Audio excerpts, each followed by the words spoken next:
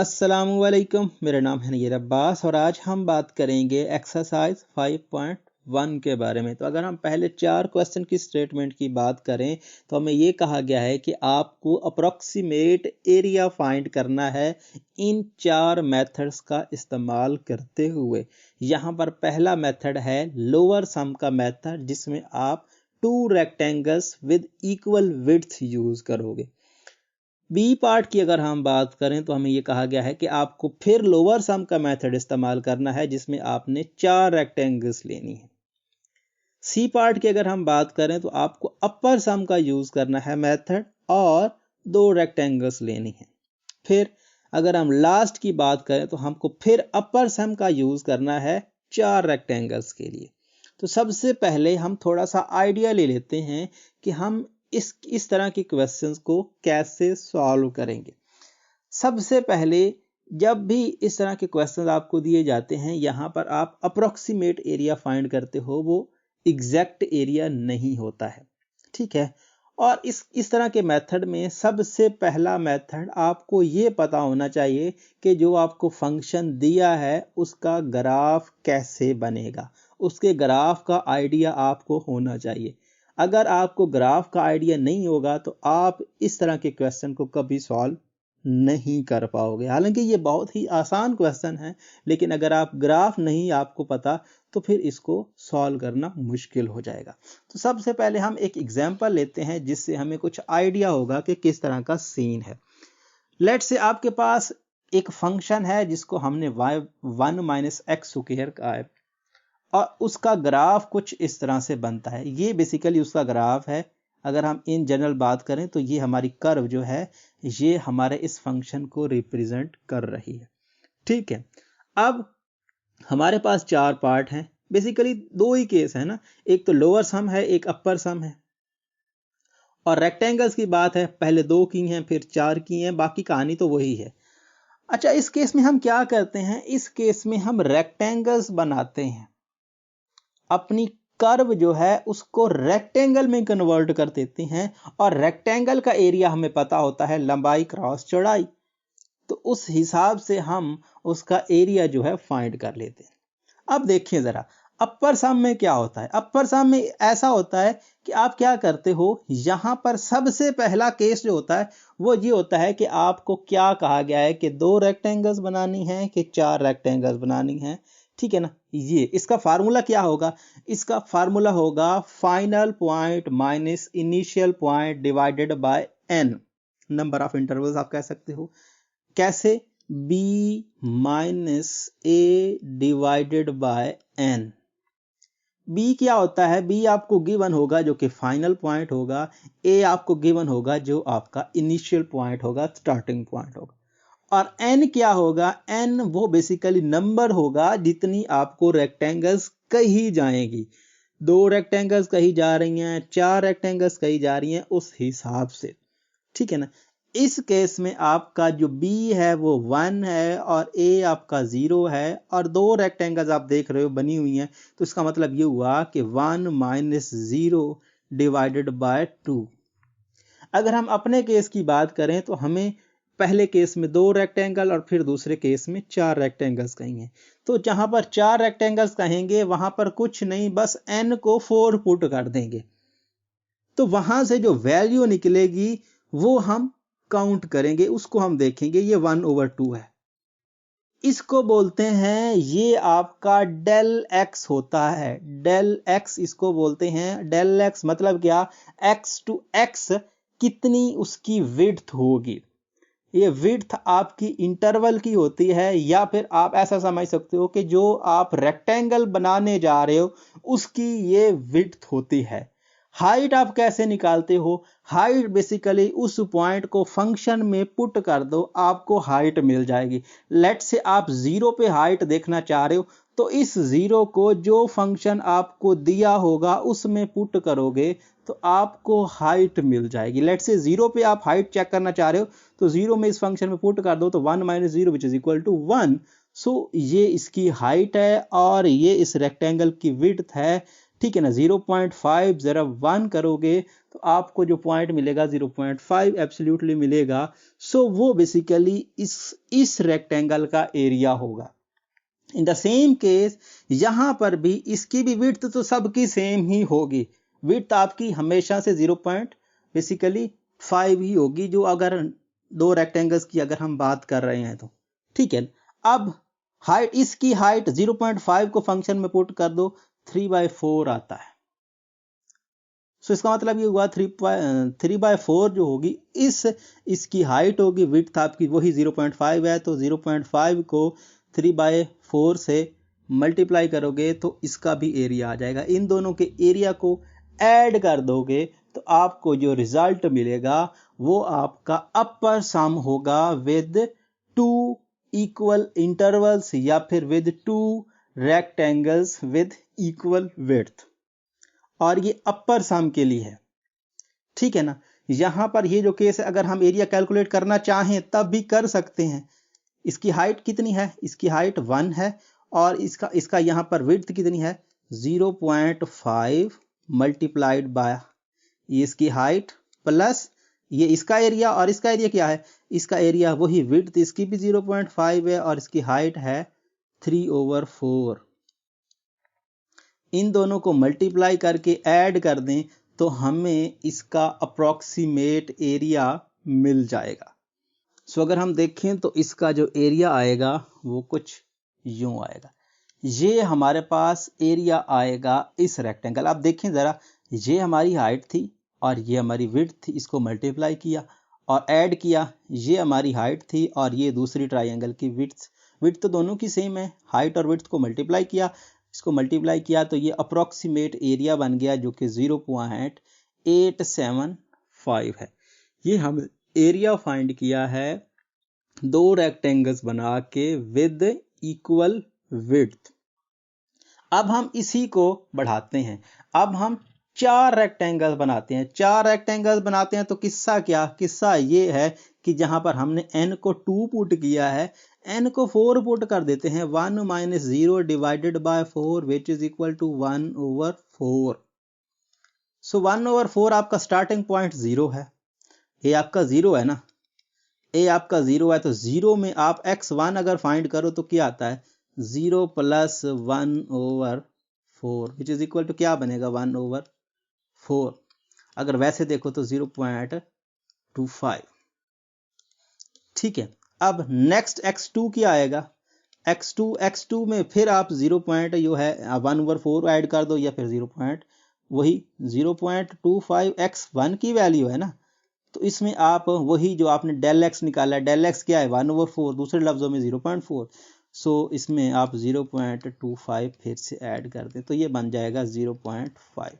तो x3 की बात करें तो x3 की अगर हम बात करें तो 0.5 में आप फिर वही जो आपका डेल x है जो कि 1/4 है, वैसे अगर हम देखें तो 0.25 है, तो ये बन जाएगा 0.75। अब 0.75 में आपके पास अगर हम x4 की बात करें तो x4 आपका क्या आ जाएगा 0.75 plus 0.25 which is equal to nothing but 1, जो कि b है बेसिकली। अब फाइनल पॉइंट हमारा 1 तक, वहां तक हम पहुंच गए। तो इस तरह से हमने ये चारों पॉइंट्स हमने बना लिए। अब वही हम पहले उसका ग्राफ बना लेंगे और उसके 4 पॉइंट्स ड्रा कर लेंगे। तो यहाँ पर ये हमारे पास इस तरह का ग्राफ हमें देखने को मिलेगा। वही कर्व जो पुरानी थी, हमने कुछ नया तो किया नहीं है, बस ठीक है। आप देख लें कि हमने ओरिजिनल पॉइंट हमारा 0 था, उसके बाद हमारी पहली विड्थ 0.25 पे आई, फिर आई 0.5 पे जो कि हम पहले निकाल चुके हैं, फिर 0.75 और 1। अब विड्थ तो सबकी 0.25 ही है, हमने देखी है। हाइट जो है 0 को अपने फंक्शन में पुट कर दो तो 1 इसकी पहले आपके जो रेक्टेंगल बनेगी उसकी हाइट आ जाएगी। फिर अगर हम इसकी हाइट देखना चाह रहे हैं तो क्या करेंगे, इसकी हाइट मतलब 1/4 को इधर पुट कर देंगे या फिर 0.25 को पुट कर देंगे। जैसा उसने इसको फ्रैक्शन को ख़त्म नहीं किया, आप वैसे ना करें, आप इसमें ऐसे लिख दें 1/4 आपका है ना। अगर हम इसको पॉइंट्स में देखें तो 0.25, वैसे आपका 1/4 है, इसका स्क्वायर करें तो 1 माइनस 1/16, आप इसको सॉल्व करो तो 16 minus 1/16 which is equal to 15/16, यही। तो ये आपकी क्या है, ये इस फंक्शन की हाइट है। विड्थ आप जानते हो इक्वल होगी सबकी विड्थ, जो कि 0.25 होगी। इसका चेक करेंगे तो ये 3/4 आएगा, और इसकी चेक करेंगे तो इसकी आएगी 7/16। अब क्या करें, सिंपल सी बात है, विड्थ सबकी 0.2 है, विड्थ को इस हाइट से मल्टीप्लाई करें, फिर ऐड करके इस विड्थ को इस हाइट से मल्टीप्लाई कर दें, ऐड कर दें, इस विड्थ को यहाँ पर हाइट से मल्टीप्लाई करके ऐड कर दें, और विड्थ को हाइट से मल्टीप्लाई करके ऐड कर दें, चारों को ऐड कर दें, आपको अप्रॉक्सीमेट एरिया मिल जाएगा। तो कुछ इस तरह से हमारे पास ये सॉल्व होगा। यहाँ पर ये आपके सामने है, सभी वैल्यूज जो हैं विड्थ ये सबकी सेम है, ठीक है ना। ये देखें विड्थ सबकी सेम है, पहले की हाइट 1 थी, दूसरे की ये थी, तीसरे की ये थी, चौथे की ये थी। सबको क्या किया, सबको मल्टीप्लाई करके ऐड किया, तो यहाँ पर हमें 0.878125 मिला। तो ये अप्रॉक्सीमेट आपका एरिया है, जिसमें आपने अपर सम का यूज़ किया है और 4 रेक्टेंगल्स लिए हैं विद इक्वल विड्थ के साथ। तो जैसे जैसे आप नंबर ऑफ इंटरवल्स मतलब नंबर ऑफ रेक्टेंगल्स बढ़ाते चले जाएंगे, आपकी एरर जो है उतनी कम होती चली जाएगी। जैसे जैसे आप n को बढ़ाते चले जाओगे, जैसे जैसे आप n बढ़ाओगे, आपकी एरर कम होती चली जाएगी। आप पहले को देखें तो आपने पहले कुछ और निकाला, पहले आपने जब 2 के लिए किया तो आपने एक बड़ी वैल्यू निकाली थी, बड़ा आंसर निकाला था। अब छोटा है, ये 0.781 है, और पीछे अगर हम वापस जाएं तो वो हमने क्या निकाला है, यहाँ पर 0.875 है।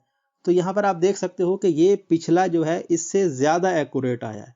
तो जैसे जैसे आप नंबर ऑफ इंटरवल्स बढ़ाते चले जाओगे, आपको एक्यूरेट आंसर मिलता चला जाएगा। तो ये केस तो हो गया ना अपर सम के लिए। अब हम लोअर सम के लिए भी केस देख लेते हैं कि लोअर सम में किस तरह की कहानी होगी।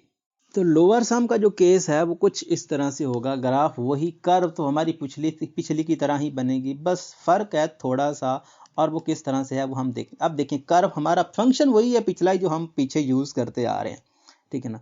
1 माइनस एक्स स्क्वायर पुराना ही फंक्शन है, कुछ नया नहीं। अब लोअर सम और अपर सम में फर्क ये है कि लोअर सम में हम जो है, जो हमारे पास होता है पॉइंट, 2 पॉइंट होते हैं ना, किसी भी रेक्टेंगल की 2 साइड 2 पॉइंट्स होते हैं, बेसिकली 2 एंड पॉइंट्स होते हैं। पीछे भी जो रेक्टेंगल बनाई थी पहले, और ये फर्क कोई नहीं है, फर्क यहाँ पर इनके पॉइंट्स में नहीं है। यहाँ पर देखें, पहले भी यहाँ 0 था, यहाँ 0.25 था, यहाँ 0.5 था, और 7.5 था, और 1 था। इसके जो यहाँ पर यहाँ से यहाँ तक की मेजरमेंट है वो 0.25 थी, अब भी 0.25 ही है, केस वही है। लोअर सम और अपर सम में फर्क क्या है? लोअर सम में फर्क ये है कि इन दोनों में जो कम हाइट वाला होगा उस पे रेक्टेंगल बनाएंगे।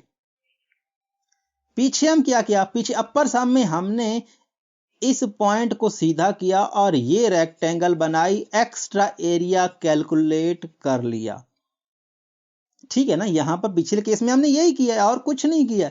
पिछले केस में हमने जो रेक्टेंगल बनाई है वो सिर्फ बनाई है जो एक्स्ट्रा एरिया कैलकुलेट कर रही थी। लोअर सम में यही फर्क होता है कि आपके दोनों पॉइंट्स जो उसके रेक्टेंगल्स के कॉर्नर हैं, उसमें जो मिनिमम हाइट वाला कॉर्नर होता है उस पे रेक्टेंगल शेप बना देते हैं, उस पे उसकी वैल्यूज का यूज करते हैं, बाकी सारी कहानी वही है। तो इसकी जो कम हाइट है उसका यूज करते हैं। अपर सम में मैक्सिमम हाइट का यूज करते हैं और लोअर सम में मिनिमम हाइट का यूज करते हैं। तो इस जो आपकी ये रेक्टेंगल है, इस रेक्टेंगल का एरिया उसने कैलकुलेट किया है कम हाइट के यूज से। ये ज्यादा हाइट दे रहा था, ये कम दे रहा है। अब सिमिलरली इसका भी ये ज्यादा एरिया दे रहा था, ये कम दे रहा था, इसका भी यही। और ये जो लास्ट पॉइंट है इसका एरिया 0 होगा, क्योंकि इसकी अगर इसका जो छोटा पॉइंट है वो ये है, बड़ा पॉइंट ये है, जो ज्यादा हाइट दे रहा है वो ये है, और जो कम हाइट दे रहा है उसकी 0 हाइट है, उसकी तो हाइट है ही नहीं। तो इसका मतलब ये हुआ कि बस इन्हीं तीनों का एरिया और इसका एरिया तो 0 होगा। तो जो अपर सम होता है वो बेसिकली अगर आप यहां से देखें तो अपर सम ज्यादा एरिया कैलकुलेट करता है एक्चुअल एरिया से, और जो लोअर सम है वो क्या करता है, वो बेसिकली कम एरिया कैलकुलेट करता है एक्चुअल एरिया से या फिर एग्जैक्ट एरिया से। जो असल में उसका एरिया होता है किसी कर्व का, ज्यादा कैलकुलेट करता है अपर सम और कम कैलकुलेट करता है लोअर सम। यहां तक ये कहानी हुई। उम्मीद है कुछ ना कुछ तो आपको आइडिया हो गया होगा कि अपर सम और लोअर सम में होता क्या है, किस तरह की कहानी चलती है। अब हम चलते हैं अपने असल क्वेश्चन में और उनको सॉल्व करने की कोशिश करते हैं कि किस तरह का सीन हमें देखने को मिलेगा। तो पहला क्वेश्चन हमारे पास कुछ इस तरह से है। यहाँ पर आपका जो फंक्शन आपको दिया है, फंक्शन आपको दिया है y which is equal to x square या फिर f of x which is equal to x square. तो मैंने सबसे पहले भाई आपको कहा था कि आपको पता होना चाहिए कि जो फंक्शन आपको दिया जा रहा है उसका ग्राफ कैसे बनता है। अगर हम इन जनरल बात करें तो हमारे पास जो एक्स स्क्वायर होता है उसका जो ग्राफ बनता है वो कुछ इस तरह से बनता है। यहाँ पर, यहाँ से ऐसे एग्जैक्टली एक्यूरेट ये पैराबोला शेप का बनता है, ठीक है ना। यहाँ पर ये सही नहीं है, इस तरह से, ये इस तरह से, इस तरह की शेप का हमारे पास इसका ग्राफ बनता है, ऐसा ही है। अब हमारी जो वैल्यूज हैं कहाँ से स्टार्ट हो रही हैं, कहाँ पे एंड हो रही हैं, इस बात को डिसाइड करना है। यहाँ पर देखें हमारी वैल्यू 0 से स्टार्ट हो रही है 1 तक जा रही है, ठीक है ना। तो यहाँ पे ये जो पॉइंट होगा ये बेसिकली 0 पॉइंट होगा, ये ओरिजिन होता है ना, ये हमारा ओरिजिन। और लेट से 1 यहाँ पे है, 1 यहाँ पे है, तो 1 यहाँ पे लेट से 1 ये है, ठीक है। सो इस तरह का ग्राफ पीछा चाहो, पिछला तो हटा दो, तो क्योंकि इससे हमारा कोई मतलब नहीं है। अगर हम इस बात करें तो ये हमारा इस तरह का ग्राफ हमें देखने को मिल रहा है, ठीक है ना।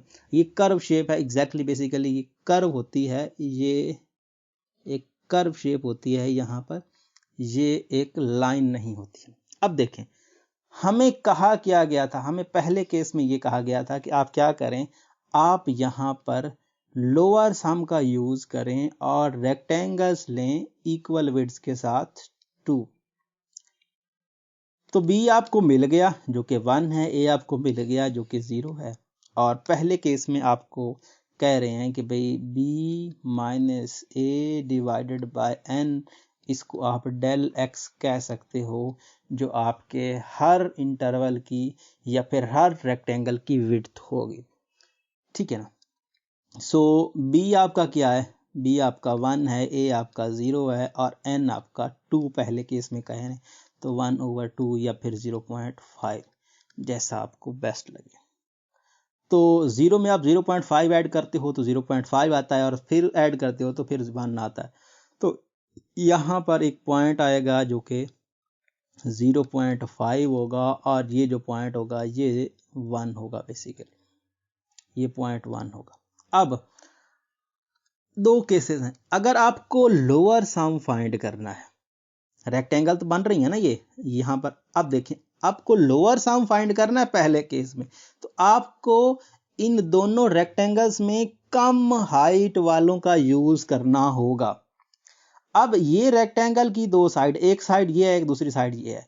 अगर आपको लोअर सम करना है तो इसकी कम हाइट वाला फंक्शन ये है, तो ये हमारी रेक्टेंगल बनेगी। ये एरिया हम कैलकुलेट करेंगे, क्या ख्याल है, ये होगा ना, ये वाला एरिया हम कैलकुलेट करेंगे हमें लोअर सम के लिए जो कहानी करनी है। अब दूसरे केस में, दूसरा केस तो यहीं पर है जो जमीन पे, ये बेसिकली एक्स एक्सिस के साथ ही है, इसकी तो हाइट जो है वो है भी 0, तो ये तो वैसे ही काम से गया। तो लोअर सम की अगर हम बात करें तो इस केस में सिर्फ हम 0.5 वाली जो हाइट होगी, इसका तो हाइट होगी 0, तो इसके लिए हम करेंगे, तो हाइट हम निकालना चाहें 0.5 की अपने फंक्शन में तो निकाल लें। ये आपका फंक्शन है, चाहे 0.5 पुट कर दें, चाहे आप 1/2 पुट कर दें, जैसा आपको बेस्ट लगता है। मतलब ये हुआ कि आप इसको ऐसे लिख सकते हो, f ऑफ x जो है ये x स्क्वायर है, तो f ऑफ 0 तो आपको 0 ही मिलेगा ना, आपके दो पॉइंट्स हैं, ठीक है ना। अगर आपको लोअर सम फाइंड करना है तो पहले केस में आप ये पॉइंट यूज करोगे और दूसरे केस में आप ये, क्योंकि ये कम वैल्यू देते हैं, एक 0 है और एक 0.5 है। तो 0 की बात करें तो 0 पे तो आपको 0 ही मिलेगा, तो पहली रेक्टेंगल की जो हाइट है वो तो 0 मिलेगी, और f ऑफ 1/2 की बात करेंगे, f ऑफ 1/2 तो 1/2 होल का square which is equal to 1/4, चाहे तो 0.25 इसको लिख सकते हो। अब एरिया फाइंड करें, एरिया की बात करें तो ए पार्ट का जो उसने कहा है उसके हिसाब से अप्रोक्सीमेट जो एरिया आएगा, अप्रोक्सीमेट एरिया यहाँ पर आप लिख सकते हो कि आप अप्रोक्सीमेट एरिया जो आएगा, अप्रोक्सीमेट एरिया क्या आएगा, यहाँ पर पहले के केस में आपकी हाइट 0 है और विड्थ आपकी 1/2 है। दूसरे केस में जो हाइट है वो आपके पास 1/4 है और विड्थ जो है वो वही 1/2 है। सो अगर हम बात करें तो ये तो सारा 0 हो जाएगा, ये कितना बन जाएगा, ये आपका 1/8 बन जाएगा। सो 1/8 आएगा, चाहे तो आप इसको इस पर डिवाइड कर दें तब भी बात वही है। तो ये पूरा पूरा डिवाइड नहीं होगा, तो 0 पॉइंट यहाँ पर 10, सो बेसिकली यहाँ पर क्या हो जाएगा 10, सो 1 और ये 2 बन जाएगा, तो 8 2 16 4 बन जाएगा, तो 8 5, तो 0.125 बन जाएगा इसका अप्रोक्सीमेटेड एरिया ए पार्ट का यूज करते हुए। अब यही केस हम सेकंड के लिए करते हैं, ठीक है ना, क्योंकि हमें ये 4 तरीकों से एरिया फाइंड करने को कह रहे हैं। इक्वल विड्थ के साथ यहाँ पर 2, यहाँ पर हमने 2 रेक्टेंगल्स के लिए कर दिया। अब हमें वही लोअर सम फाइंड करना है, लोअर सम फाइंड करना है, लेकिन रेक्टेंगल्स हमने यहाँ पर 4 लेने हैं। तो ठीक है, यहाँ पर हम इसको लेके आते हैं। अब फिर से वही कहानी सारी, पिछला तो हमने वही किया हुआ है, b माइनस ए आपका क्या होगा, b minus A divided by n। इस बार आपका जो डेल x आएगा वो क्या आएगा, 1 माइनस 0 डिवाइडेड बाय 4। ऐसा ही है ना, क्योंकि हमें इस बार उसने दूसरे केस में 4 रेक्टेंगल्स बनाने को कही है। तो 1/4, तो इसका मतलब 0.25, तो 0.25 वही अपना ग्राफ बना लो, ठीक है ना। ग्राफ की अगर हम बात करें तो कुछ इस तरह से, एग्जैक्टली स्ट्रेट लाइन नहीं है बल्कि कुछ इस तरह से कर्व शेप, इस तरह से, ठीक है ना। इसको थोड़ा और बढ़ा लें, इस तरह की कर्व है हमारे पास। और हमारे फाइनल और इनिशियल पॉइंट कौन से हैं, ये लेट से हमारा फाइनल पॉइंट है यहाँ से ये वाला 1, और ये आपका कौन सा है, ये आपका 0। आपका जो डेल निकला है वो कितना है, 0.5, तो 0.25, तो 0 पॉइंट यहाँ पर क्या आ जाएगा, पहला पॉइंट आपका क्या आ जाएगा 0.25, दूसरा पॉइंट कौन सा आ जाएगा, दूसरा पॉइंट आ जाएगा 0.5, और तीसरा पॉइंट कौन सा आ जाएगा, तीसरा पॉइंट आ जाएगा यहाँ पर 0.75। ये 4 रेक्टेंगल्स बन जाएंगी। अब यहाँ पर केस क्या है, अब आपको ये कहा गया है कि आपको लोअर सम का यूज करना है। तो लोअर सम में आप जो आपको कम वैल्यूज देते हुए नजर आए, यहाँ पर अगर हम पहली रेक्टेंगल की बात करें तो ये ज्यादा एरिया दे रहा है, ये कम एरिया दे रहा है, तो ये एरिया, इसका एरिया हम निकालेंगे, ठीक है ना। और उसके बाद अगर हम इसकी बात करें तो ये कम दे रहा है, ये एरिया कैलकुलेट करेंगे। उसके बाद नेक्स्ट की बात करें तो ये एरिया कैलकुलेट करेंगे, और इसकी हाइट 0 होगी, इसका एरिया हम नहीं कैलकुलेट करेंगे क्योंकि ये तो, इसकी हाइट तो 0 ही आ जाएगी। आप अपने फंक्शन में पुट करके देख सकते हैं। अब देखें यहाँ पर सबकी वैल्यूज, क्योंकि विड्थ का तो हमें पता है, बस हाइट का नहीं पता, तो हाइट सबकी निकाल लेते हैं। आपका फंक्शन है f of x which is equal to x square, so f of 0 which is equal to nothing but 0। तो उसके बाद एफ ऑफ 1/4 चाहे तो कर लें, चाहे आप दूसरे फॉर्म में लिख लें, तो तब भी कोई इशू नहीं है। तो 1/4 इसका स्क्वायर जो वके 1/16 बनता है, ये हमारी यहाँ पर ये हो जाएगी। उसके बाद 1/4 और 1/4 और 1/4 ऐड करते हैं तो ये बनता है 1/2, ठीक है ना। वैसे आप देख लें तो 0.25 और 0.25 को मिलाकर 0.5 बनता है। जिस तरह से आपको बेस्ट लगता है वही आप प्रोसीजर अप्लाई कर सकते हैं। चाहे तो आप 0.5 लिख लें तब भी वही बात है, 1/4 लिख लें या 0.5 लिख लें, जैसा आपको बेस्ट लगता है वो आपकी चॉइस है। सो देखिए उसके बाद 1/4, ठीक है ना, 1/4 में आप 1/4 ऐड करोगे तो नेक्स्ट जो पॉइंट होगा वो आपका होगा f ऑफ 1/2। सो 1/2 तो बेसिकली 1/2 जो है होल का स्क्वायर जो कि 1/4 बनता है।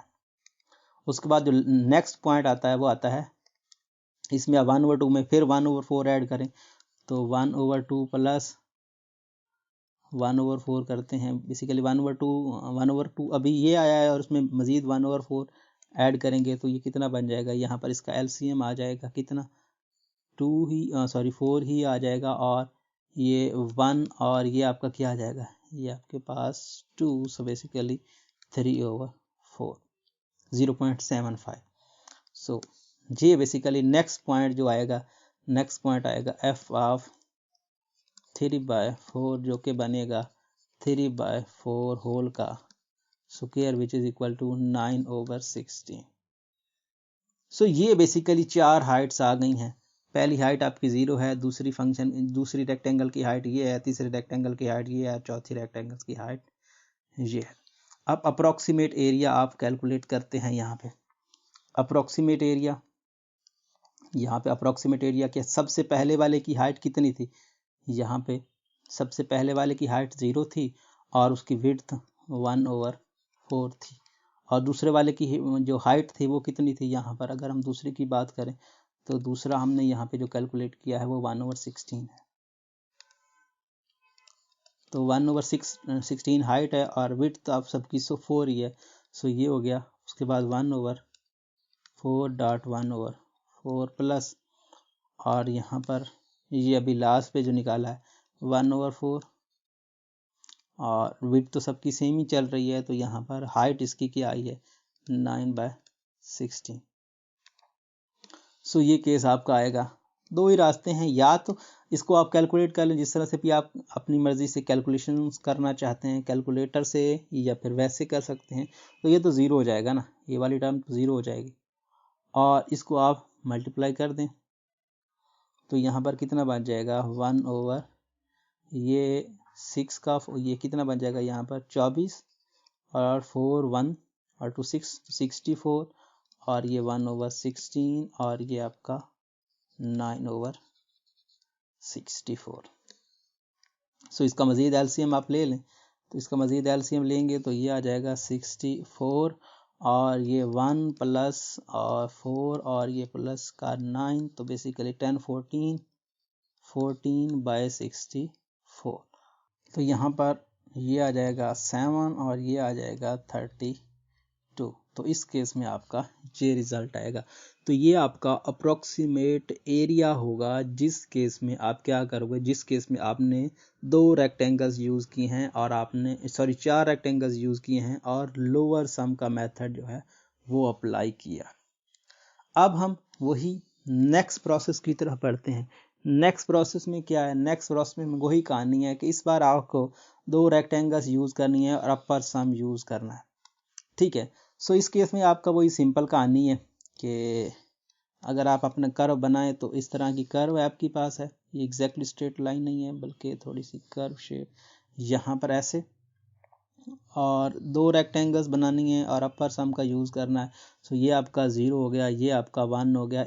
2 रेक्टेंगल्स बनानी है तो इस बार जो एरिया कैलकुलेट किया जाएगा यहाँ पर ये वाला, ठीक है ना, ये वाला सारा एरिया, और इसकी अगर हम बात करें तो ये वाला सारा एरिया जो है इस केस में कैलकुलेट किया जाएगा, क्योंकि हम अपर सम की बात करें तो इस केस में हमारा एक्स्ट्रा एरिया जो है वो कैलकुलेट किया जाएगा। तो एक्स्ट्रा एरिया कैलकुलेट करने के लिए सारी कहानी वही।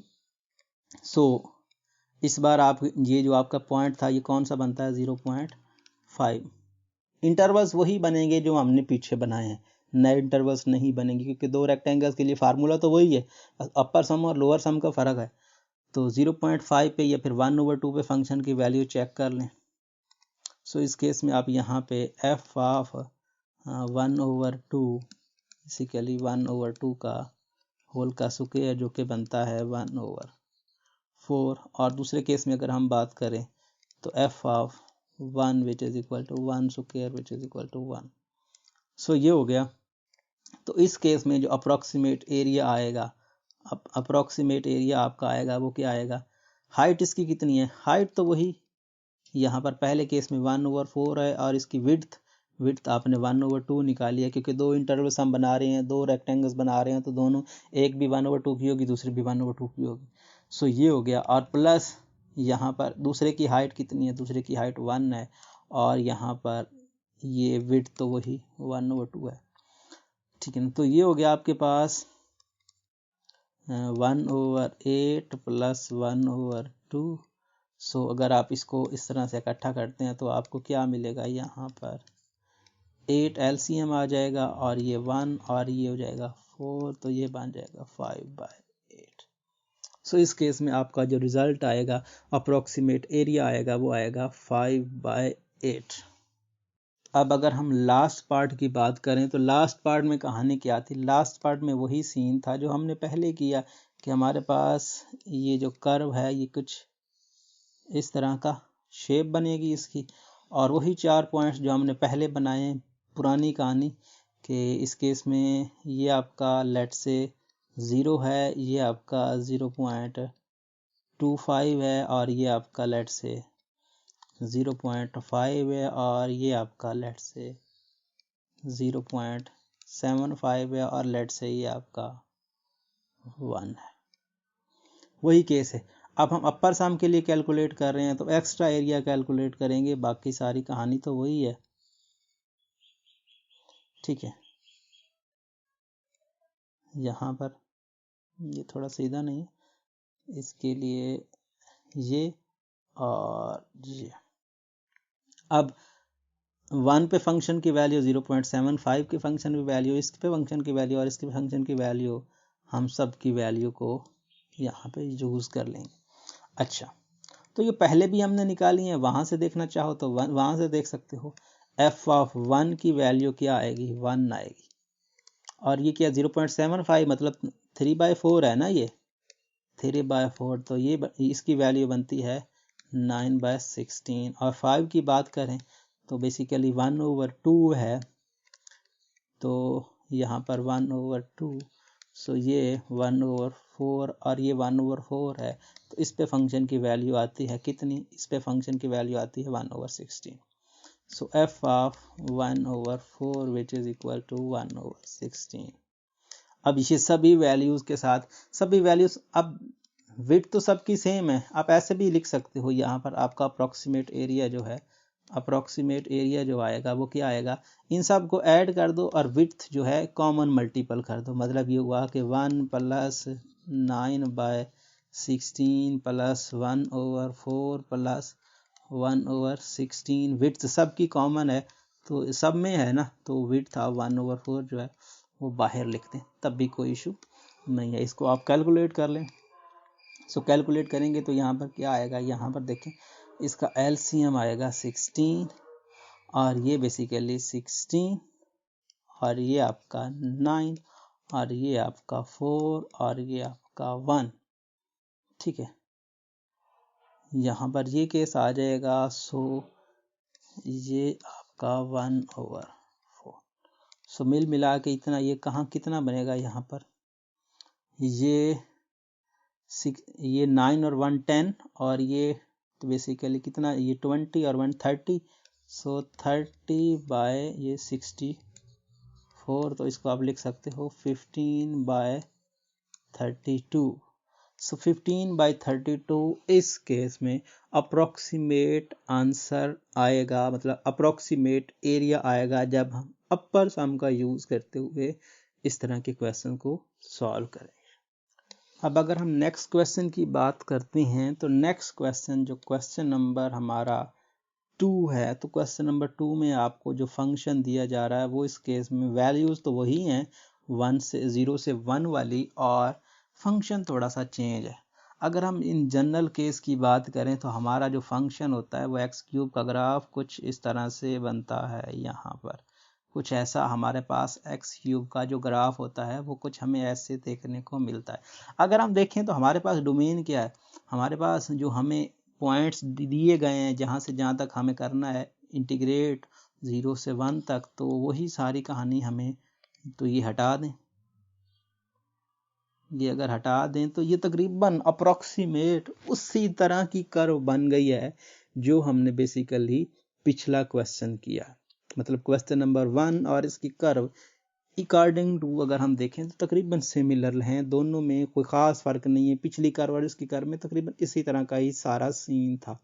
बस क्या करना है आपको, आपने इस केस में भी वही सारा सेम सिचुएशन यूज़ करनी है। मतलब अगर आपका ये 1 है तो पहले केस में आप क्या करोगे, पहले यहाँ पर ये क्या है, पहले केस में आप वही ये आप एक इंटरवल बनाओगे। अगर आप लोअर सम की बात कर रहे हो तो लोअर सम में पहले में ये एरिया और दूसरे में ये, और आप इसकी तो हाइट होगी 0 क्योंकि इसमें तो आपके पास हाइट नहीं होगी, इसकी हाइट होगी। और इसकी हाइट आप क्या कैसे निकालोगे, यहाँ पर ये 1/2 पॉइंट होगा तो 1/2 बेसिकली 1/2 आपके फंक्शन में पुट करोगे। फंक्शन आपका क्या है, x³ वाला फंक्शन है, तो y which is equal to x³ के लिए है।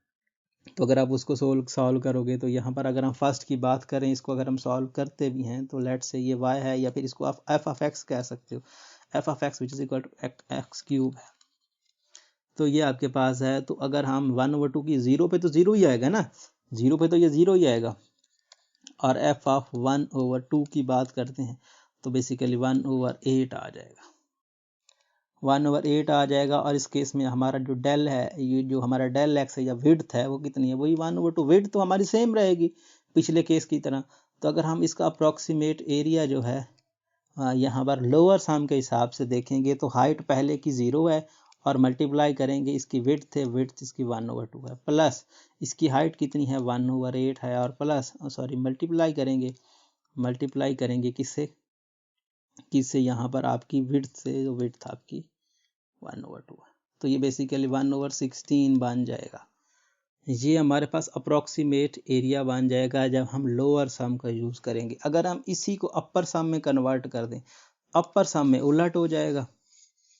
अपर सम में क्या होगा, अपर सम में हमारे पास पहले केस में जो हम एरिया कैलकुलेट करेंगे वो ये होगा, और दूसरे केस में जो हम एरिया कैलकुलेट करेंगे वो ये होगा, ठीक है ना। दूसरे केस में हमारा एरिया ये होगा। अगर हम इसी को अपर सम में कन्वर्ट करें, अब हम क्या करेंगे, अब हम यहाँ पर f(2) वाली फंक्शन और इसकी वैल्यूज यूज़ करेंगे। अगर हम इसको 2 इक्वल यहाँ पर विड्थ के लिए आप अपर सम का यूज़ करते हैं तो अपर सम में क्या होगा, पहले केस में यहाँ पर देखें 1, अब किसकी वैल्यू ज़रूरत पड़ेगी हमें, f(1/2) की और 1 की, 0 की नहीं यूज़ करेंगे, 0 और 1/2 यूज़ नहीं करेंगे।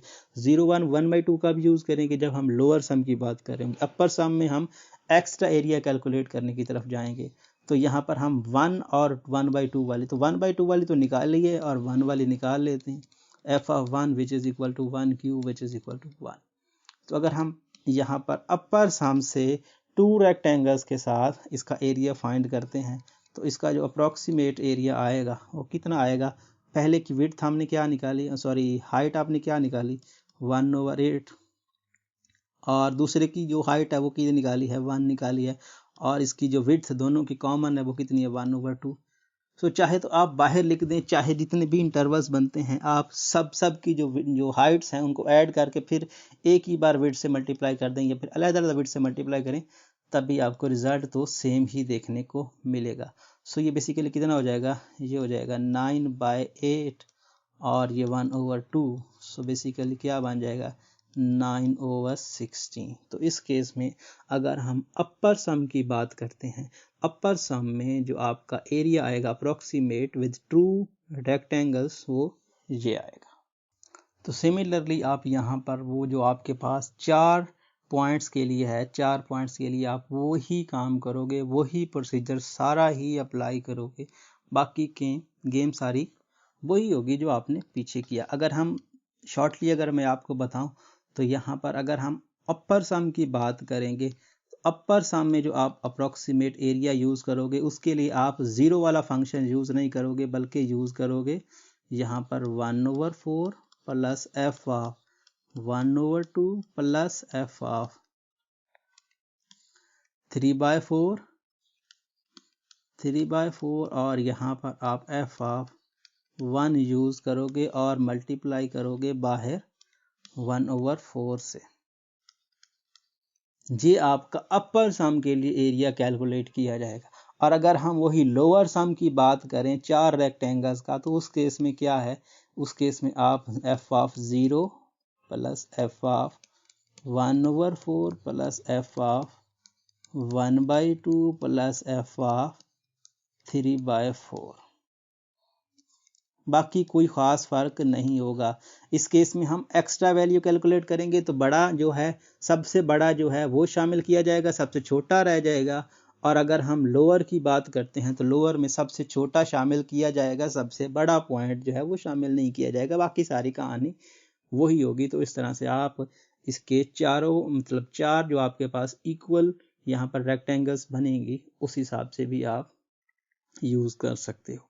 सो एरिया आप यहाँ पर अपने आपका फंक्शन x³ है, उसमें ये पॉइंट्स पुट करते चले जाएंगे और सबको सम करके 1/4 से मल्टीप्लाई करेंगे तो अपर सम आ जाएगा और यहाँ से लोअर सम आ जाएगा। तो इस तरह से आप इस चीज़ को लेके चल सकते हैं। अब अगर हम नेक्स्ट की तरफ मूव करें तो नेक्स्ट में कहानी क्या है, नेक्स्ट आपका जो फंक्शन है वो फंक्शन है आपके पास 1/x का। अगर हम 1/x के इन जनरल फंक्शन की बात करें, इसके ग्राफ की बात करें, तो 1/x का ग्राफ कुछ इस तरह से होता है, यहाँ पर कुछ इस तरह से होता है। ये हमारे पास इन जनरल 1/x का ग्राफ होता है। अगर आप यहाँ पे 1/x के ग्राफ की बात करें तो इसका मतलब ये हुआ कि हमारी डोमेन क्या है, हमारी डोमेन हमारी जो यहाँ पर हमें गिवन पॉइंट्स है 1 से 5 तक है। तो 1 से 5 तो इसमें ये पॉइंट आएंगे ना, बाकी तो सारी कहानी नहीं आएगी। तो अगर हम इसको अपना यही ग्राफ सही से बनाने की कोशिश करें, बाकी तो क्योंकि हमारा फालतू पार्ट है उसको तो हम लेंगे नहीं। तो यहाँ पर ये कुछ इस तरह से कर्व हमारी बनेगी, ठीक है ना। यहाँ पर आप इसको यहाँ तक रहने दें। सो इस तरह से लेट्स से 1 आपका ये है और 5 आपका ये है, तो ये हो गया 1 और ये हो गया 5, ठीक है ना। सो पहला केस क्या था, पहला केस ये था कि आपको लोअर सम के जरिए 2 रेक्टेंगल्स बनानी है। अब वही बी आपका ये है, ए आपका ये है, मैं आपको शॉर्ट बताता हूँ। तो डेल एक्स आपका क्या बनेगा, b minus A divided by n, मतलब 5 minus 1 divided by n। 2 rectangles की बात करेंगे तो 4/2 विच इज इक्वल टू 2 आ जाएगा। अब आपके पास यहाँ पर 1 में 2 आप ऐड करेंगे तो 3 बनेगा और 3 में आप 2 ऐड करेंगे तो क्या बनेगा, आपके पास 5 बनेगा। तो ये आ जाएगा 3, ठीक है ना। तो चाहे तो आप इसको इस तरह से मिला दें और यहाँ पर ये मिला दें और ये मिला दें। इक्वल नहीं है, आप इसको इक्वल बना सकते हो। अब पहले केस की अगर हम ए पार्ट की बात करें तो ए पार्ट में क्या होगा, अब देखिए ए पार्ट की अगर हम बात करें तो ए पार्ट का जो अप्रॉक्सीमेट एरिया आएगा, ए पार्ट का जो अप्रॉक्सीमेट एरिया आएगा उसके लिए आप कौन सा यूज करोगे, लोअर सम। लोअर सम के लिए क्या करोगे, अब लोअर सम के लिए देखें ये रेक्टेंगल है, 2 रेक्टेंगल्स हैं ये। इस रेक्टेंगल्स की बात करें तो लोअर सम में ये पॉइंट और इस केस में ये पॉइंट यूज किए जाएंगे। क्या ख्याल है, ये हाइट्स यूज की जाएंगी, 5 वाली हाइट और 3 वाली हाइट यूज की जाएगी। ऐसा ही लोअर सम की बात करें तो मतलब ये हुआ कि अगर हम लोअर सम की बात कर रहे हैं तो आपके पास यहाँ पर f(5) plus f(3) into common जो डेल एक्स है, डेल एक्स आपने क्या निकाला 2, सो 2 पुट कर दें। तो इसको कैलकुलेट करें। f(5) आपका फंक्शन क्या है, आपका फंक्शन 1/x है, ऐसा ही है ना, फंक्शन आपका 1/x है। तो 1/5 प्लस 1/3 और यहाँ पर ये हो गया 2 आपका। सो इन दोनों को ऐड करो तो ये आपके पास बन जाएगा 3 प्लस 5 डिवाइडेड बाय 15। ऐसा ही है ना, 15 इसका एलसीएम आएगा। 5 को यहाँ पर डिवाइड करेंगे तो 3 ये आ जाएगा, 3 को डिवाइड करेंगे तो 5 ये आ जाएगा और ये आपका 2 है, ठीक है। सो ये कितना बनता है 5 3 8 और 8 का 2 से 16/15, तो 16/15 आपका लोअर सम के रिस्पेक्ट से एरिया आएगा। अगर हम अपर सम की बात करें तो अपर सम में क्या होगा, अपर सम में एक्स्ट्रा एरिया कैलकुलेट करना होगा। यहाँ पर एक्स्ट्रा एरिया कैलकुलेट करने के लिए मतलब इनकी बात करेंगे, और ये थोड़ा सा अगर हम इसकी बात करें तो ये यहाँ से ये यहाँ से यूज़ करेगा, एक्स्ट्रा एरिया कैलकुलेट करेगा, तो उसके लिए हम f(1) और f(3) का यूज़ करेंगे। ठीक है, तो यहाँ पर अगर हम बी पार्ट की बात करते हैं तो बी पार्ट में जो अप्रॉक्सीमेट एरिया कैलकुलेट किया जाएगा वो f() यहाँ पे 1 होगा और f(3) होगा, और आप डेल एक्स तो वही 2 ही निकाल के बैसे हो, आप इसको डेल एक्स कह दें या फिर 2 कह दें, अब वैल्यूज पुट कर दें। f(1) तो 1/1 और f(3) तो 1/3, और डेल एक्स आपने 2 निकाला हुआ है, तो अगर आप इसको कैलकुलेट करो तो कितना बनता है, ये 3 LCM 3 + 1 और ये आ जाएगा 2। ठीक है, सो ये बेसिकली 4/3 और 2 का प्रोडक्ट, तो बेसिकली ये बन जाएगा 8/3। तो इस केस में आपका जो रिजल्ट आएगा वो आएगा 8/3 जब आप अपर सम के हिसाब से 2 रेक्टेंगल्स या 2 रेक्टेंगल्स की बात करोगे, तो इस केस में आपका 8/3 रिजल्ट आएगा। अब हम नेक्स्ट केस की अगर हम बात करें तो नेक्स्ट केस में वही कर्व आपकी कुछ इस तरह से बनेगी। ठीक है ना, यहाँ पर अप्रोक्सीमेट इस तरह से कर्व बनेगी, इस तरह से आपकी कर्व बनती है, और पॉइंट्स आप वही आपके पॉइंट्स जो हैं, अब हम इंटरवल्स 4 बना लेंगे। लेट से वही पॉइंट ये 1 है और ये लेट से 5 है। डेल एक्स क्या निकाला हुआ है, डेल एक्स हम निकालेंगे, अगर हम इस केस में डेल एक्स निकालें तो वही 5 - 1, और रेक्टेंगल्स हमको 4 कहीं हैं, ऐसा ही है ना। अब लोअर सम और अपर सम 2 ट्राइंगल्स के लिए हमने सॉल्व कर लिया है। अगर हम 4 ट्राइंगल्स की बात करें तो फार्मूला हमारा ये बनेगा, del x b - a divided by n, n हमारा 4 है। तो इस केस में हमारा क्या आ जाएगा, यहाँ पर n में से आप 5 में से आप निकालोगे यहाँ पर 1, तो 4/4 विच इज इक्वल टू 1, तो इस केस में 1 रिजल्ट आ गया, तो ये हो जाएगा 2, ये हो जाएगा 3 और ये हो जाएगा 4। ठीक है, सो ये आपके पास आ गए। अब अगर आप इसकी बात करें तो ये इसको इसके साथ मिला दो, इसको इसके साथ मिला दो, इसको इसके साथ मिला दो, इसको इसके साथ मिला दो, और इसको इसके साथ मिला दो। अब यहाँ पर ये पिछला, अब अगर हम बात करें बी केस की, बी केस में आपका क्या था, यहाँ पर मैंने बी केस लिखा था या सी केस लिखा था, सॉरी ये बी केस मैंने लिखा हुआ है, ये बी केस का आंसर नहीं है बल्कि ये सी केस का आंसर है। सी केस में हम यहाँ पर अपर ट्राइंगल्स की बात कर रहे, अपर सम की बात कर रहे थे और 2 रेक्टेंगल्स की बात कर रहे थे, तो ये सी का आंसर है, ना कि बी का आंसर। अब हमारा सी और बी और डी ऑप्शन रहता है। बी ऑप्शन था लोअर सम के हिसाब से, लोअर सम के हिसाब से मतलब ये हुआ कि हम 1 पे वैल्यू चेक करेंगे, 5 पे वैल्यू चेक करेंगे, 4 पे चेक करेंगे, 3 पे चेक करेंगे और 2 पे चेक करेंगे। तो इससे इन सब पे वैल्यू निकाल के डेल एक्स से मल्टीप्लाई करेंगे तो हमारा पहले का बी पार्ट आ जाएगा। और अगर हम दूसरे की बात करें तो हम उस केस में 5 पे चेक नहीं करेंगे, 1 पे चेक करेंगे, 2 पे, 3 पे और 4 पे चेक करके सबकी वैल्यूज ले लेंगे। तो अगर हम इसके बी पार्ट की बात करें जिसमें हमने लोअर सम की बात करनी थी, सो इस केस में आएगा f(5), f(4), f(3) और f(2). इसमें हम f(1) जो कि मैक्सिमम हाइट वाला है वो हम नहीं लेंगे, और डेल एक्स यहाँ पर चाहे तो डेल एक्स लिख दें, ये आपका अप्रोक्सीमेट एरिया आएगा लोअर सम के लिए यहाँ पर अप्रॉक्सीमेट एरिया है ये बेसिकली लोअर सम के लिए। सो 1 एफ ऑफ 1 ये 1/5, ये आपका 1/4, ये आपका 1/3 और ये आपका 1/2। डेल एक्स आपने निकाला है 1, जो कि आप लिखें या ना लिखें कोई फर्क नहीं पड़ता, क्योंकि डेल एक्स 1 है तो 1 इसके साथ मल्टीप्लाई को तो इससे फर्क नहीं पड़ेगा। आप इसका एलसीएम कैलकुलेट कर लें तो यहाँ पर इसके एलसीएम की बात करें तो 5, ये 2 इस पे डिवाइड करता है तो 5 मल्टीप्लाइड बाय 4 मल्टीप्लाइड बाय 3, ये इसका एलसीएम आएगा, ऐसा ही है। सो यहाँ पर 4 को 3 से 12, तो यहाँ पर आ जाएगा 12, यहाँ पे 4 हटा देंगे तो ये आपके पास आ जाएगा,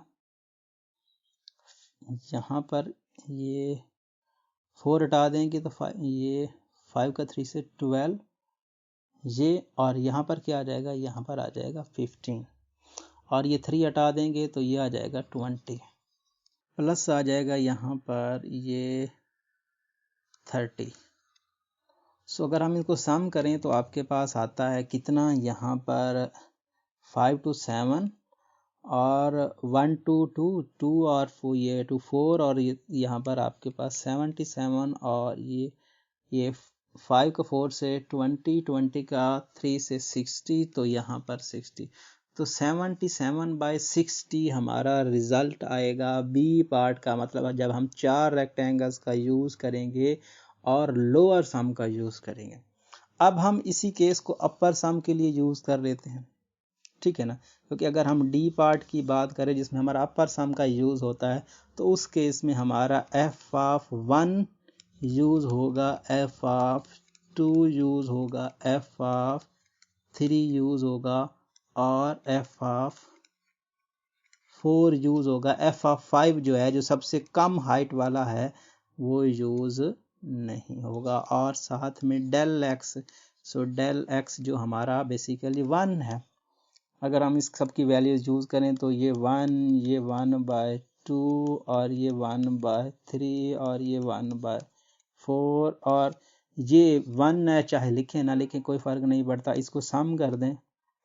सो एलसीएम इसका आएगा 4 का 3 से 12, ठीक है ना, क्योंकि 2 तो कॉमन है। सो ये आ जाएगा 12 और ये आ जाएगा 6 और ये आ जाएगा 4 और ये आ जाएगा 3। सो इन सब को ऐड करते हैं। सो अगर हम इन सब को ऐड करें तो आपके पास आता है यहाँ पर 10 और ये 15। सो बेसिकली ये 10 हो गया और ये 15, तो 25, तो 25/12, तो इस केस में आपका 25/12 आएगा जब हम अपर सम का यूज़ करेंगे और 4 इक्वल हम रेक्टेंगल्स का यूज़ करेंगे। तो इस तरह से हमारा थर्ड पार्ट सॉल्व होता है। सिमिलरली अगर हमने लास्ट पार्ट की बात करें जो हमारा इस केस में क्वेश्चन नंबर 4 है, तो क्वेश्चन नंबर 4 में आपको ये कहा गया है कि आपके पास ये 4 - x स्क्वायर है। तो 4 - x स्क्वायर है, तो अगर हम इन जनरल 4 - x स्क्वायर का ग्राफ देखें तो कुछ इस तरह से हमें देखने को मिलेगा। ये कुछ इस तरह से, ये एक सर्कल शेप बनती है जिसका नीचे वाला पार्ट नहीं होगा, क्योंकि हम यहाँ पर जो यूज़ कर रहे हैं हमारी डोमेन सिर्फ -2 से +2। सो इस केस में हमारा ये रिजल्ट होगा। अब यहाँ पर ये हमारा ग्राफ है और ग्राफ में ये हमारा पॉइंट -2 है और ये पॉइंट हमारा क्या है, ये पॉइंट हमारा +2 है।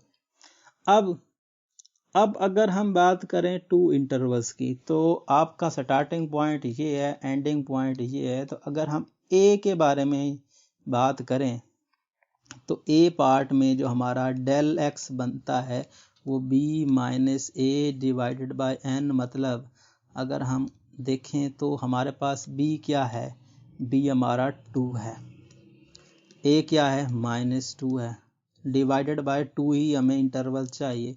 तो इसका मतलब नेगेटिव नेगेटिव पॉजिटिव 2 to 4 और 4/2 विच is equal to 2।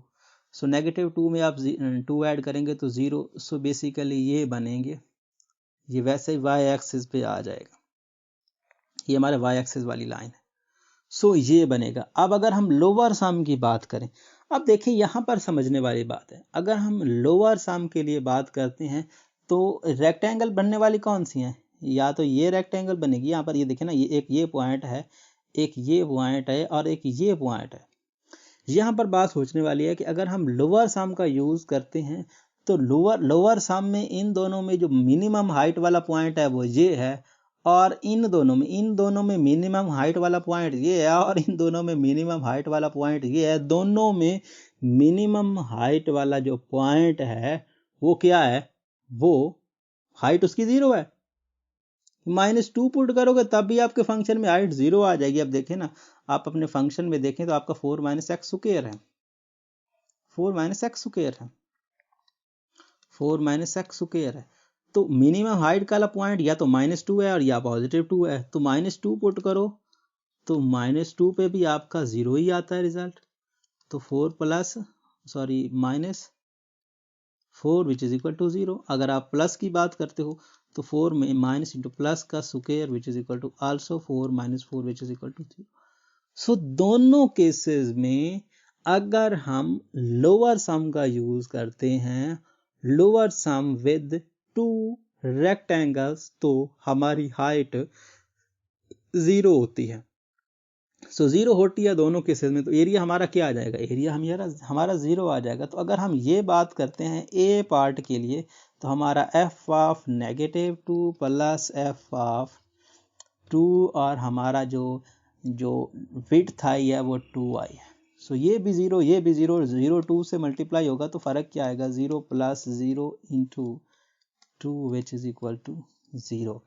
So area हमारा 0 आएगा जब हम लोअर सम का यूज करेंगे और 2 रेक्टेंगल्स लेंगे।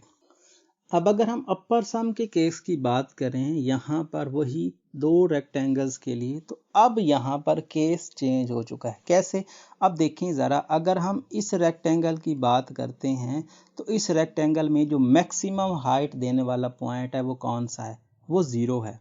तो यहाँ पर ये आएगा। अगर हम इस रेक्टेंगल की बात करें, इस पे हम रेक्टेंगल बनाना चाहें और इसमें हम मैक्सिमम हाइट वाला पॉइंट देखें तो वो ये है। तो दोनों केसेस में जो मैक्सिमम हाइट देने वाला पॉइंट है वो 1 है। तो इसका मतलब ये हुआ कि अगर हम इसकी बात करेंगे, मतलब हम सी पार्ट की बात करेंगे, तो सी पार्ट में जो कहानी यूज़ होगी, सी पार्ट के लिए हम जो यूज़ करेंगे, इसमें हमारा एरिया जो आएगा वो अप्रॉक्सीमेट एरिया जो हमारे पास आएगा वो क्या आएगा, f ऑफ 1 प्लस 1 नहीं 0, क्योंकि 0 पे है basically. So f of 0 plus f of 0 और डेल x। और अगर आप f ऑफ 0 की वैल्यू को निकालना चाहें तो आपके पास फंक्शन है, फंक्शन आपके पास क्या है, यहाँ पर फंक्शन की अगर हम बात करें तो f of x which is equal to 4 - x square. So f of 0 which is equal to nothing but 4 - 0 का square which is equal to 4। तो यहाँ पर आप इसमें आप वैल्यू फाइंड पुट करें तो 4 + 4, क्योंकि ये f ऑफ 0 2 बार यूज होगा क्योंकि दोनों में एक बार मैक्सिमम हाइट ये है, और डेल x की अगर हम बात करें तो डेल x आपका 2 है जो कि हमने पहले निकाला है। तो 4 4 जो है 8 और 8 का 2 से 16। सो इस केस में आपका 16 जो है वो रिजल्ट आएगा। यहाँ तक जो हमने बातें की हैं ये सारी बातें या तो लोअर सम के लिए थी 2 रेक्टेंगल्स और या अपर सम के लिए थी 2 रेक्टेंगल्स। अब हम थोड़ा सा इससे आगे जाते हैं। आगे वाली कहानी में क्या है, यहाँ पर अब वही फिगर तो हमारी सेम रहेगी, फिगर में तो हमारा कुछ भी चेंज देखने को नहीं मिलेगा। ये आपका एक्स एक्सिस है लेट्स से। अब हम n4 पुट करेंगे, तो अगर हम डेल x की बात करें तो b - a divided by n। सो अब b और c को देखें तो पहले b की बात कर लेते हैं। तो अगर हम b की बात करें तो यहाँ पर आपके पास डेल x जो है वो क्या है, 2 minus into -2 divided by 4, so ये 4 divided by 4 which is equal to 1, so 1 का गैप होगा। तो अब देखें ज़रा क्या कहानी है, ये है -2, इसमें 1 ऐड करेंगे तो -1 ये हो जाएगा 0 और ये हो जाएगा +1 और ये हो जाएगा 2। सो इसकी आप यहाँ पे इसको मिला दें, ये यहाँ पे, ये तो वैसे मिला हुआ है और ये यहाँ पे। अगर हम पहले केस की बात करें तो पहले केस में हमारे पास लोअर सम, मतलब बी पार्ट की बात करें तो हमें लोअर सम कहा गया। अच्छा, लोअर सम में अगर हम इन दोनों में देखें, इन दोनों में मिनिमम हाइट किसकी है, इसकी है, तो इसका किस्सा खत्म। अब इन दोनों में मिनिमम हाइट देखें तो इसकी है, इन दोनों में मिनिमम हाइट देखें तो इसकी है, और इन दोनों में मिनिमम हाइट देखें तो इसकी है। तो अगर हम b की बात करें तो हम कौन कौन सी वैल्यू यूज करेंगे, f of -2, f of -1, f of +1 और f of 2। f of 0 use नहीं करेंगे क्योंकि f ऑफ 0 सबसे बड़ी वैल्यू है। और अगर हम d में क्या करेंगे, d में उलट करेंगे, f ऑफ जो है यहाँ पर जो हमारे पास केस यूज होगा, ना तो हम यहाँ पर f ऑफ -2 यूज करेंगे और ना ही आप f ऑफ 2 यूज करेंगे। f ऑफ -2 और f ऑफ 2 की जगह पे हम 2 बार f ऑफ 0 यूज करेंगे, f ऑफ -1 यूज करेंगे या f ऑफ +1 यूज करेंगे। अब देखें यहाँ पर अगर मैं इसी की बात करें, बी पार्ट का एरिया मैं यहीं पे कैलकुलेट करने की कोशिश करूं तो क्या आएगा, f ऑफ -2,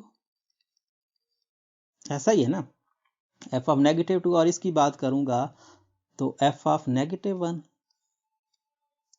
f ऑफ -1, और अब इसकी बात करूंगा तो इसमें हम f ऑफ 1 यूज करेंगे और इसमें f ऑफ 2 यूज करेंगे। तो f ऑफ 2 और f ऑफ 2 और डेल x आप डेल x लिख सकते हो यहाँ। अब देखें जरा, f ऑफ -2 और f ऑफ +2 तो हमने पहले निकाला हुआ है, 0 है, उसका तो किस्सा खत्म हो गया। f ऑफ -1 और +1 की बात कर लेते हैं। हमारा फंक्शन क्या था, हमारा function f of x which is equal to 4 minus x square था, तो 4 minus 1 which is equal to 3 आएगा। तो f ऑफ -1 के लिए भी यही आएगा, f ऑफ +1 के लिए यही आएगा, क्योंकि f ऑफ -1 का स्क्वायर भी 1 आता है और +1 का स्क्वायर भी यही आता है, तो दोनों केसेस में 3 आएगा। तो उसका मतलब ये हुआ कि यहाँ पर अगर हम बात करें तो ये 0, f ऑफ -1 3, f ऑफ +1 भी 3 और f ऑफ 2 भी 0। तो डेल x आपका 2 नहीं बल्कि 1 है, जो कि हम नहीं लिखेंगे। सो बेसिकली इन दोनों को मिलाएं तो आपको क्या मिलता है, यहाँ पर आप दोनों को मिलाएं तो आपको 6 मिलता है। तो अगर हम यहाँ पर लोअर सम की बात करते हैं, 4 रेक्टेंगल्स की बात करते हैं और ये फंक्शन यूज करते हैं, तो उस केस में हमारा जो अप्रोक्सीमेट एरिया आएगा वो 6 आएगा। अब अगर हम वही वापस चलें और अपर सम की बात करें तो अपर सम में कहानी चेंज हो जाएगी। तो अगर हम इसकी बात करेंगे तो हम इसकी हाइट यूज़ करेंगे, अगर हम इसकी बात करेंगे तो हम इसकी हाइट यूज़ करेंगे, अगर हम इसकी बात करेंगे तो इसकी हाइट यूज़ करेंगे, अगर हम इसकी बात करेंगे तो इसकी हाइट यूज़ करेंगे। मतलब ये हुआ कि यहाँ पर f ऑफ -1 f ऑफ 0 को 2 बार यूज़ करेंगे, क्योंकि ये इसके साथ भी है, इसके साथ भी है, और f ऑफ 1 का यूज़ करेंगे। तो अगर हम यही केस यहाँ पे अगर हम साइड पे करें, तो अगर हम d पार्ट के लिए करेंगे तो f of -1 f of 0 plus f of 0, क्योंकि 0 दो रेक्टेंगल्स में मैक्सिमम हाइट की तरफ आ रहा है, और f ऑफ 1 और डेल x हमने वही 1 निकाला हुआ है। तो f ऑफ -1 हमने निकाला है 3, f ऑफ 0 हमने निकाला है 4, f ऑफ 0 हमने निकाला है 4, f ऑफ 1 भी हमने निकाला है 3 और डेल x हमने 1 निकाला है, चाहे तो लिख लें चाहे ना लिखें। सो इन सब को ऐड करते हैं, इन सब को ऐड करते हैं तो कहानी कहाँ जाती है, ये 4 कितना हो जाएगा यहाँ पर 16 और 3 कितना हो जाएगा यहाँ पर 6। तो इन दोनों को 8 और 6 को ऐड करते हैं तो 14, तो इस केस में हमारा 14 जो है वो रिजल्ट आएगा 14। सो इस केस में हमारा 14 रिजल्ट आएगा अगर हम अपर सम की बात करते हैं तो इस तरह से आपका ये पहले 4 क्वेश्चन जो हैं वो सॉल्व होते हैं, जिसमें हमने अपर सम लोअर सम के बारे में बात की है कि अपर सम और लोअर सम के क्वेश्चन को हम कैसे सॉल्व कर सकते हैं। सो जिसमें हमने 2 रेक्टेंगल्स और 4 रेक्टेंगल्स। अब आपके हाथ में है कि आप इस चीज़ को लेके आप जितनी भी ट्रायंगल्स आपको कही जाएंगी आप उसके हिसाब से सॉल्व कर सकते हो। पहले जो सबसे मेन प्रोसेस है, आपको ये बताना चाहिए कि अपने फंक्शन का ग्राफ बनेगा कैसा। अगर आपको ग्राफ नहीं आता तो क्वेश्चन आप सॉल्व नहीं कर सकते। तो यही कहानी फिर से आएगी कि अगर आपको ग्राफ बनाना आता है तो फिर आप इसको आसानी से सॉल्व कर लोगे।